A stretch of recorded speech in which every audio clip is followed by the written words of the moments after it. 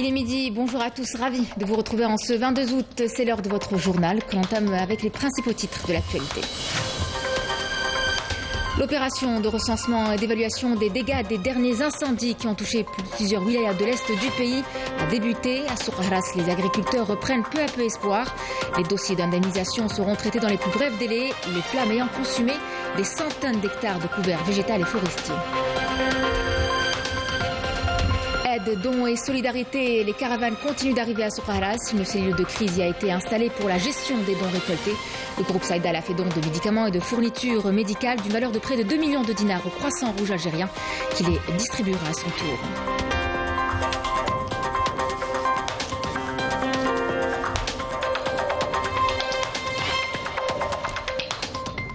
Nous vous parlerons de la fête de la Shlita dans le beau village de Teget Nedrer, un plat à base de tomates et de poivrons marinés dans de l'huile d'olive, avant de vous emmener en balade sur les plages de Beni Belid à Djidjel.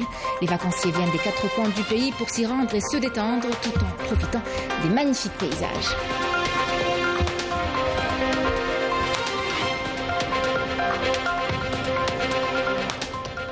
Mesdames, Messieurs, bienvenue à vous. Je vous le disais en titre, l'opération de recensement et d'évaluation des dégâts des derniers incendies qui ont touché plusieurs wilayas de l'Est du pays a débuté à Souk Ahras. Les agriculteurs reprennent peu à peu espoir au vu du traitement dans les plus brefs délais des dossiers d'indemnisation. Il faut savoir aussi que les flammes ont consumé des centaines d'hectares de couverts végétal et forestiers sous l'œil désarmé des propriétaires. Ebtissem Bediaoui et Bede Amarni. Le regard tourné vers ces champs dévastés par les incendies de forêt ayant affecté la wilaya de Souk Ahras, ne lui laissant que des cendres. Houssine, agriculteur à Meshtet el-Hendia Zarouria, compte énormément sur les indemnisations de l'État après constatation des dégâts. Nous avons de l'espoir. Les membres de la commission se sont présentés à nous et nous ont posé des questions. Nous leur avons donné les informations dont ils ont besoin et nous ont rassuré que l'État est à nos côtés. Les incendies n'ont rien laissé sur leur passage à Zarouria. Ils ont tout consumé. Cet agriculteur est une autre victime qui a perdu tous ses arbres fruitiers et ses équipements au premier jour des incendies. La commission d'évaluation des dégâts s'est déplacée sur ces terres pour constater ces pertes. 500 هكتار بين الشجرة والشجرة 4 متر. هاي كيل الحاجة واحسب كيما تحب انت ماشي يعني انا مكيلينها ها نقول 600 شجرة قلت داير 600 اني هكتار شوي قالها الاخر نقول واحد 200 متر زايد ولا فهمت كنت نستنى فيهم جاوني حسيت بالدولة الجزائرية. Ils sont venus, j'ai senti que l'État est mobilisé à nos côtés. Je suis content du fait qu'ils vont m'indemniser. فرحت. J'ai perdu des arbres fruitiers, j'avais des néfliers, j'ai perdu aussi tout mon système goutte à goutte et tous les tuyaux avec.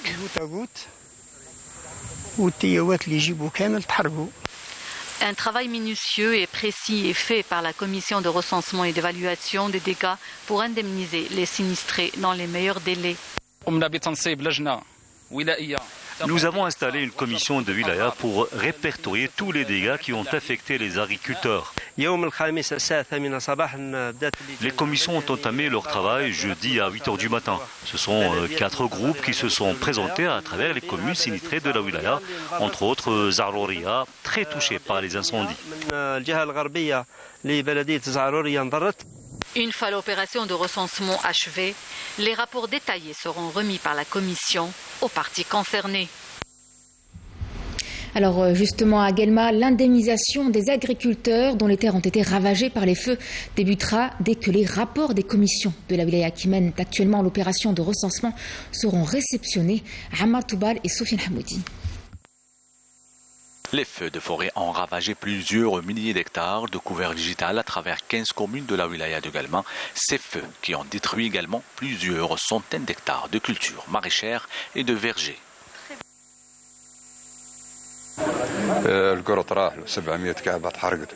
Mon voisin a perdu toutes ses brebis, sa maison, tous ses biens également comme la grange avec le blé et l'orge qu'elle contenait, sans oublier ses amandiers. Il a tout perdu le pauvre.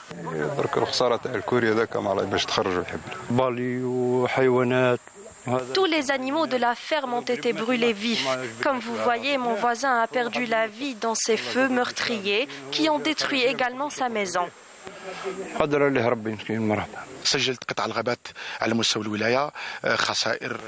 La wilaya de Guelma a enregistré plusieurs feux de forêt détruisant plus de 1800 hectares de couvert végétal, sans oublier les pertes enregistrées chez les agriculteurs à travers 11 communes.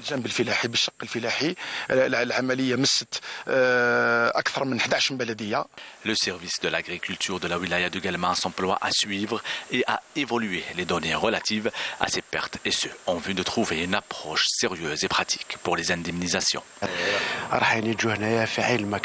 Au plus tard, la semaine prochaine, les services agricoles vont venir ici pour évaluer la situation. Un rapport nous sera remis. Comme ça, vous allez être indemnisés dans les plus brefs délais. L'indemnisation des agriculteurs touchés par ces incendies débutera immédiatement après réception des rapports des commissions de wilaya qui mènent actuellement l'opération de recensement. Et la solidarité ne fait pas défaut, et on l'a bien vu à chaque épreuve difficile qu'a pu traverser notre pays. À Souk Ahras, les caravanes d'aide humanitaire et de solidarité continuent d'arriver. En plus du Croissant Rouge algérien et des scouts musulmans, la société civile prend part à cet élan. Une cellule de crise a d'ailleurs été installée pour la gestion des dons récoltés. Sid Ahmed Bellouna et Yemina Saïdi. La société civile se mobilise à travers les 4 coins du pays, en plus du Croissant Rouge algérien et des scouts musulmans. Objectif, apporter aide et assistance aux familles sinistrées et leur assurer un approvisionnement régulier en produits de première nécessité. Nous avons procédé à l'envoi d'aide humanitaire en coordination avec les autorités locales aux familles victimes des incendies. Nous travaillons également en coordination avec la direction de la solidarité de la wilaya de Taraf pour le recensement des familles sinistrées. Nous sommes chargés de récolter les dons. Aujourd'hui, nous avons pu approvisionner toutes les familles en eau potable.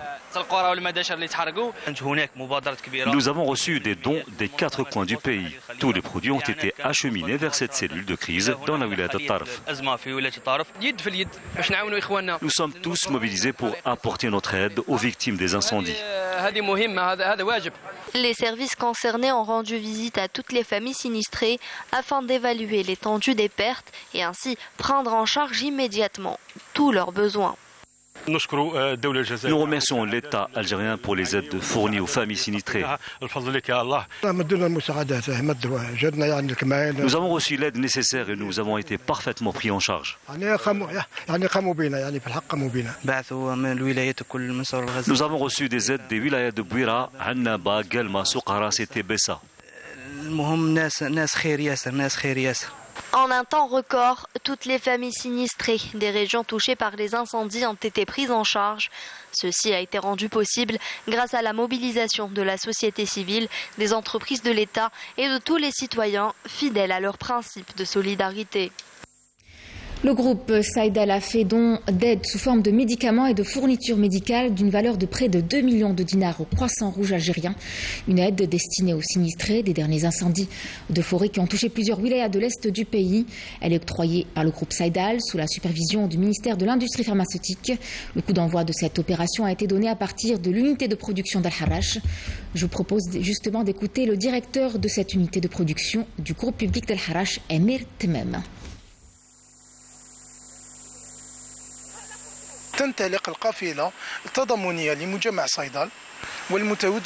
Cette caravane de solidarité du groupe Saïdal est destinée aux victimes des feux de forêt de Souk Ahras et At-Tarf. Il s'agit de plus de 17 000 unités de médicaments, notamment ceux nécessaires pour la prise en charge des victimes de feux de forêt. Le groupe Saïdal est une entreprise citoyenne solidaire avec les Algériens, et ce, à travers tout le territoire national. Rien ne se perd, tout se transforme. Une citation qui s'illustre au marché de gros de Oued El Kerma Oran. Une fois collectés, les invendus des fruits et légumes sont transformés en engrais agricoles pour se substituer aux engrais chimiques. Ils font ainsi partie du cycle de la vie, une opération pilote initiée par les autorités et très appréciée par les agriculteurs. Semel Hadjamar. Le marché de gros de Oued Kerma Oran s'est doté d'une unité de traitement et recyclage de déchets organiques générés à partir de fruits et légumes pour le transformer en engrais, contribuant ainsi à développer la production agricole. En fait, les déchets alimentaires, on les récolte, on les traite naturellement, juste la chaleur ou les bactéries تتفاعل فيما بعضها وتعطينا un produit compost bio très efficace pour la terre. فيه azote, phosphore, فيه أحماض أساسية pour que la terre végétale تعطي un produit bien. Les fruits et légumes qu'on ne peut plus vendre sont envoyés vers l'unité de transformation pour en faire des engrais organiques. Ces engrais sont une production locale, ils sont de bonne qualité et sont vendus à des prix raisonnables à la portée des agriculteurs.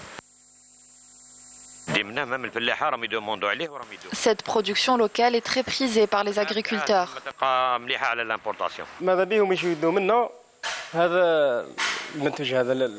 On préfère venir ici acheter ce produit sous cette forme. C'est plus rentable car moins cher que les produits importés de l'étranger. Il est temps que les pouvoirs publics soutiennent cette unité.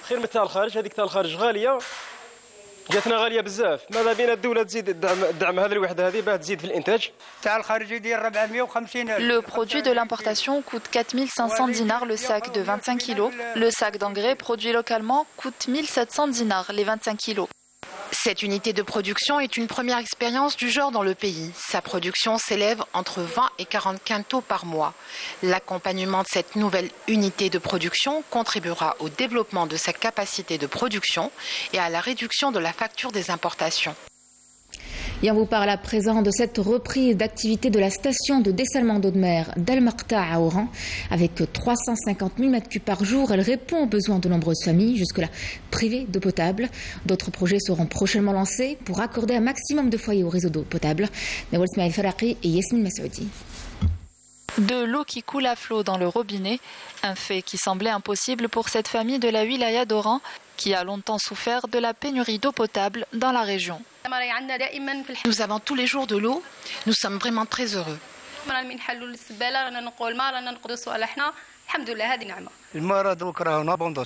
Nous avons de l'eau en abondance alors qu'on n'avait pas une goutte dans le robinet. À présent, tout est rentré dans l'ordre. Par ces grandes chaleurs de l'été, l'eau est vitale.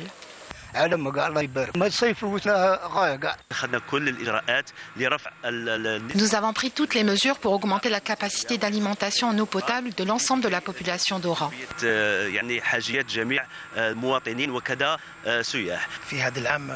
Cette année, nous avons enregistré une hausse dans la capacité globale d'approvisionnement en eau potable dans la wilaya. 600 000 mètres cubes destinés à 2,2 millions d'habitants. D'autres réalisations ont également été lancées. Objectif, raccorder un maximum de foyers au réseau d'eau potable. Le premier projet est entré en service le 1er juin dernier, d'une capacité de 350 000 mètres cubes par jour dans la commune de Maqta. Comme première étape, un projet sera lancé prochainement. Il consiste à renforcer l'alimentation en eau potable de la commune de Rintork. Le projet sera réceptionné dans les semaines à venir. Et pour finir, il y a le méga projet de la grande station Cap Blanc d'une capacité de 300 000 mètres cubes.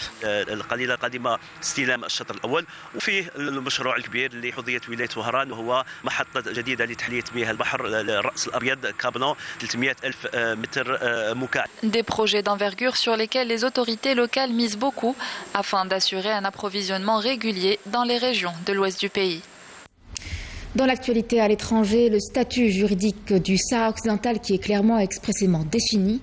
C'est ce qu'a annoncé le ministère sahraoui de l'information, rappelant les décisions sans équivoque des Nations Unies, de l'Union africaine, de l'Union européenne, de la Cour de justice internationale ou encore de la Cour de justice européenne, stipulant que le Maroc et le Sahara occidental sont deux pays distincts.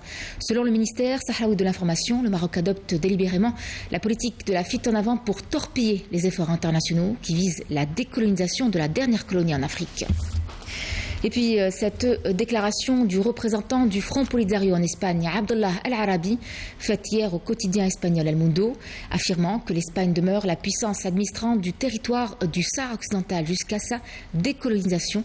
Tant que le peuple sahraoui n'a pas exercé son droit à l'autodétermination, Madrid demeurera responsable de cette situation, a affirmé le responsable, qui a aussi fustigé la politique du gouvernement espagnol qui œuvre à la satisfaction des visées expansionnistes du Maroc en tentant d'imposer l'occupation illégale du Sahara occidental au lieu d'assumer ses responsabilités envers son peuple.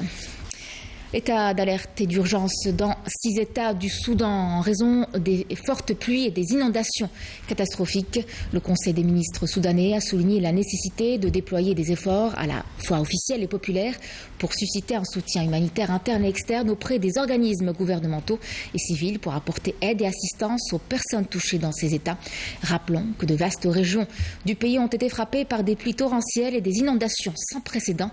Le dernier bilan de la catastrophe est passé à 80 morts. Et on revient chez nous en Algérie, poursuite du concours militaire international section aéroportée 2022. Hier, l'école annexe Abban Ramdan de l'Académie militaire de Cherchel, en première région militaire, a abrité l'épreuve de la course d'orientation. 15 sélections y prenaient part. Riyad Belkhadim.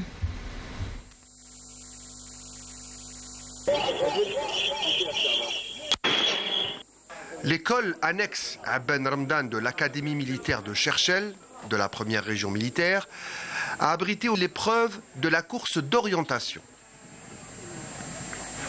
Une course d'orientation à laquelle ont pris part 15 sélections composées chacun de 16 athlètes, et ce, dans le cadre de la compétition du concours militaire international section aéroportée 2022 qu'abrite l'Algérie depuis le 15 de ce mois et qui se terminera le 27 août prochain. Disputé sur un terrain s'étalant sur une superficie de 30 km² pour trouver un maximum de repères en un minimum de temps et ne dépassant pas les 3 heures. De la région de Bourar à Ain Oussara et aujourd'hui à Cherchel, la compétition militaire internationale se poursuit et elle se déroule dans d'excellentes conditions organisationnelles avec un esprit sportif entre tous les pays participants.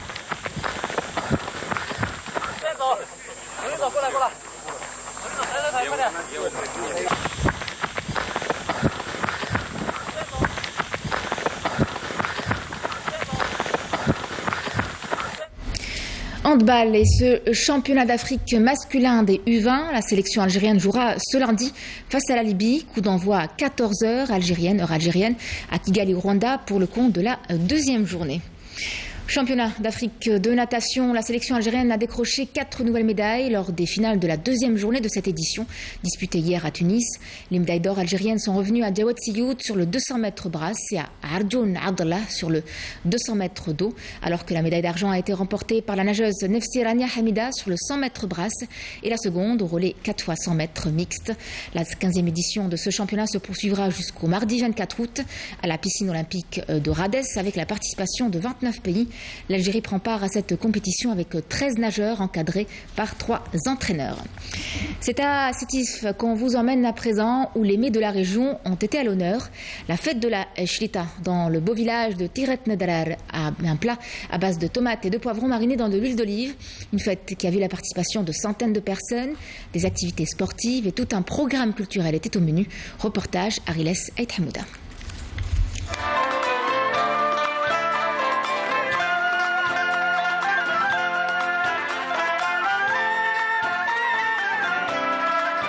Tigert Nedrar, un des villages d'Ethiala, dans la wilaya de Sétif, perché à flanc de montagne.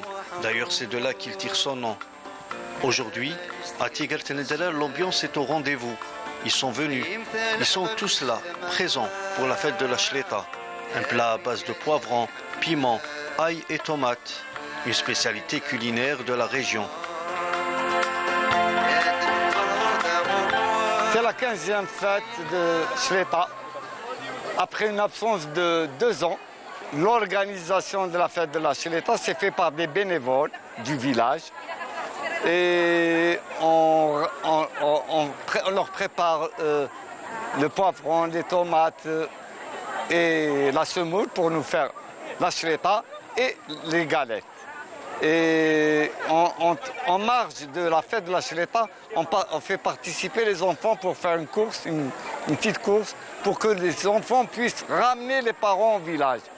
Et on veut les sensibiliser à l'amour de ce village.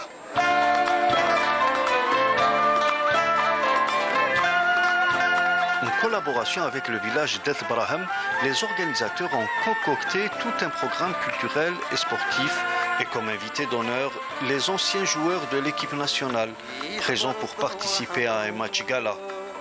c'est une fête formidable où il y a une ambiance. Il y a bien sûr les gens du village. Je remercie les organisateurs qui ont tout fait pour vraiment faire plaisir aux invités. Et je dirais également qu'à travers cette fête, il y a un match de football qui est organisé, un match gala, où les anciens joueurs sont là, bien sûr. Il y a les Gendouz, les Ziri, les Zenir, anciens joueurs, les Qadri, pas mal de joueurs qui sont venus. Avec la présence des natifs du village, la fête devient plus conviviale. Des produits du terroir sont présentés afin de faire connaître et vendre les produits des agriculteurs et artisans de la région. On a des produits locaux, mais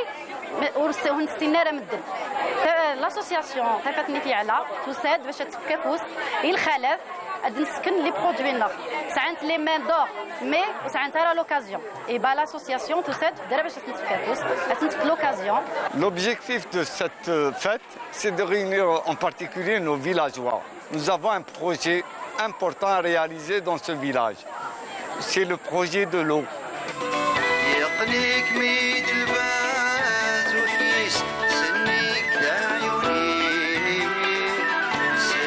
En marge de cet événement, les organisateurs mobilisent leurs efforts afin de trouver des solutions pour ravitailler en eau potable les habitants de ce village perché.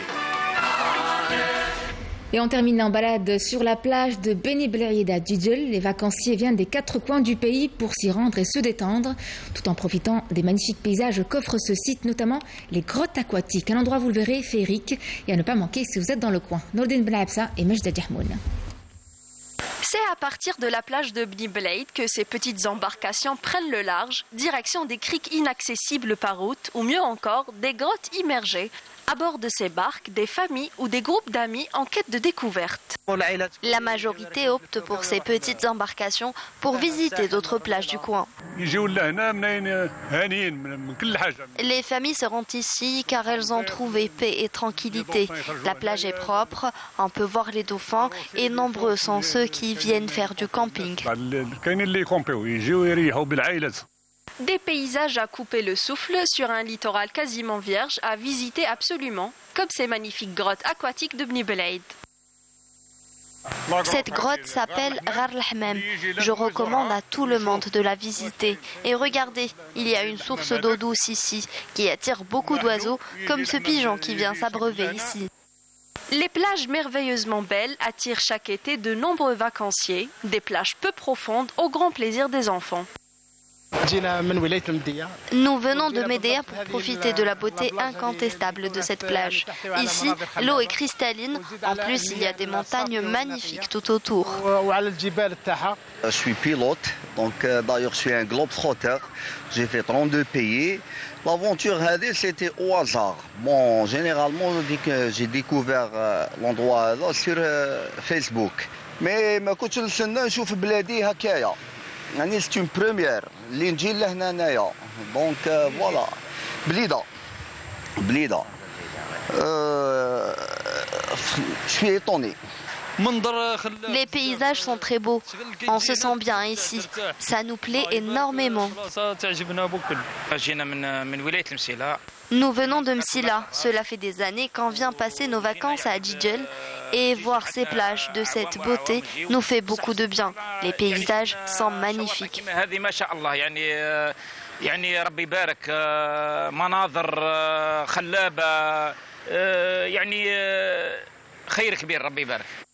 Convoitées par les vacanciers d'ici et d'ailleurs, les plages de Djidjel sont la destination idéale pour passer d'agréables moments en solo ou en famille, notamment en ces temps de forte chaleur. Voilà, c'était le journal de la rédaction. Merci à vous de l'avoir suivi. Tout de suite, une nouvelle du ciel avec Fariel Chir. L'information, vous le savez, revient ce soir à 19h avec Sabena Wabah. Excellent après-midi et à demain.